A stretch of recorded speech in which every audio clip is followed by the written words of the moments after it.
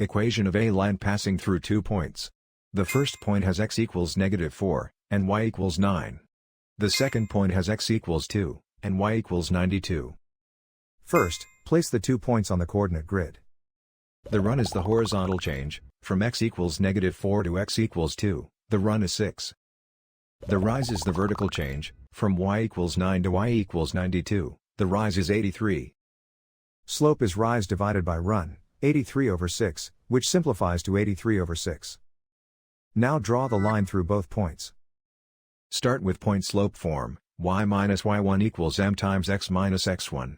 Then fill in the boxed values, slope is 83 over 6, x1 is -4, and y1 is 9. That gives the specific point negative slope equation for this line. Finally, solve for y to get slope negative intercept form. The graph and the equation describe the same line.